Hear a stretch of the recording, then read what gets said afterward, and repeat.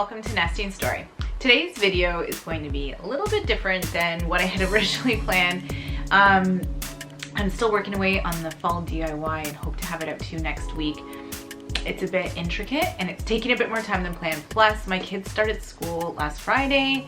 It went amazing, but there was like a lot of moving parts, getting stuff, getting fanny packs. Like, I felt like I ended up having to run around and prepare for school in the life of COVID. And but I'm really happy with how things went. They all loved it. School, like the protocols were amazing. I feel really good about that. Today I wanted to actually talk to you about something that I was talking a bit about it on Insta stories, and then I've had some questions about it and I wanted to share here. I wanted to talk about the topic of not losing yourself when life is challenging or when you're going through a tough time. That's something that I feel like I've lost myself before and then found myself, and then again, and then especially during quarantine, I feel like the last part of the summer, I had that feeling of like, I just felt like I was losing myself. I was losing touch of my identity. I had the kids around all the time, and I didn't have, like a lot of us, a lot had been taken away during quarantine. So like my gym and going out with my friends and events, and then having school or camp so that I could work and then where my mom had after. And I just felt like it was all blurring together and I was just kind of losing my stepping a bit. So, sorry, I just like choked, so bear with me, it's not any sickness. So I was like, I need to be really intentional about not losing myself, about making sure that I'm filling my own cup, and how am I going to do that. And I really thought about what are like times when I've really felt like good and like I wasn't disappearing or wasn't losing myself, like I was really solid in my independence and who I was, and just really happy with day-to-day life, and despite when things are challenging. So I took my agenda and I wrote out a whole bunch of things. I put at the top, you are in charge of you, don't disappear, choose you. And what does choosing me look like? So I broke it down into categories, and then I added little bits for each one. So I have routine, and routine for me is huge. Waking up at 5:30, shutting down my house at 8:30. So that means like making, the twins are asleep by 8:30, but making sure that, you know, windows and doors are locked, lights are off, Oliver's put to bed. Then I can like go to my room and have my time, my me time. Getting dressed when I get up. I was getting the habit, especially over quarantine, of like just being in my pajamas for the whole morning and doing stuff. And like, you gotta get up, put a bra on. Like, you don't have to, but I just feel like that was when I would feel the best, is if I took that time for myself. Eating habits. So I have digestive stuff, and putting my gut first, eating for fuel, and kind of before eating saying like, why am I eating this? Am I eating for emotional reasons, or is it because I'm actually hungry? Just being very mindful about when I'm eating, what I'm eating, things like that. Lots and lots of water. And then and then exercise.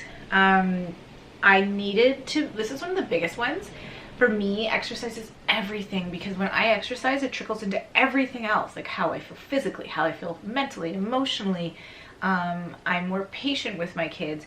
So it's huge. That's one of the biggest ones for me. And so I was finding it was like falling by the wayside. And so I need to always make exercise number one, and then plan right around that.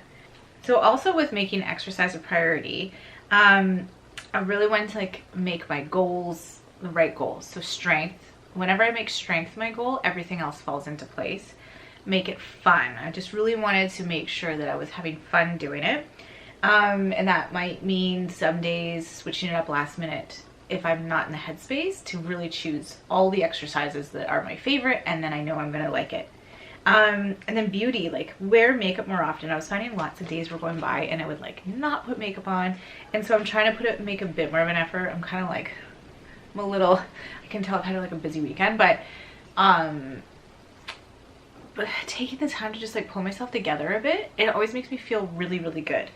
And like skincare routines and my baths each evening. And then for wardrobe, like have fun with it, get creative with it, plan ahead, and don't wait for special occasions. Like we really don't have special occasions to dress up anymore. So I'm kind of trying to grab every chance I can get, even if it's like walking my kids to school, or just like going to a patio with a friend, to like pull a cute outfit together. And it's, for me, it's like that creative space. So again, with quarantine, we've been kind of like defaulting to sweats a lot. So I think it's really a good idea to just like pull an outfit together. So for daily, I have daily intentions here. So be productive, create, fuel, share, and like, just make sure that every day I'm like putting some intention behind what I'm doing, and like making sure I'm kind of checking off all the boxes of being creative and everything like that each day. And then I actually have creativity as a category. It's like painting, crafting, designing, and creating beauty and photography. And then I have work as one. So I want with work to kind of like plan ahead more and share more, maybe be more vulnerable with all of you guys. Then stress management, daily baths, routine, intentional screen time, reading, and working out. So kind of like tapping back into them of like some of the things I've already listed, but why as stress management. And then relationships, really like feed into things like family and pull away a bit from toxicity. Don't guard myself too much. And then screen time for myself, being intentional. And it should be like when I'm on like Instagram or something, just kind of like be really intentional about who I'm following and like what feeds my soul, and then making sure that when it's for work, and not just like mindlessly scrolling. I think that a lot of us can just feel like we're kind of like losing ourselves in the craziness. And so sometimes when I get in that headspace, I actually think it's because I feel like I'm losing control in an area that I can't control in. And that was like a lot to do with like my kids not going to school and then not being able to go to camp, and just feeling like I was losing that sense of independence and control.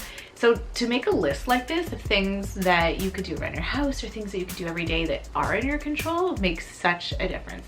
Anyways, I just wanted to share that with you today. It's one of those like in the middle of school starting craziness that I just needed to kind of regroup and play around with my to-do list a bit and share this type of video with you. But I hope you liked it, and hopefully that like helps one of you guys out there, more than one of you, because I think a lot of us are going through this lately as moms and wearing all the hats. Thank you so much for watching, and if you haven't subscribed yet, I'd love for you to subscribe, and I'll see you guys soon. Bye.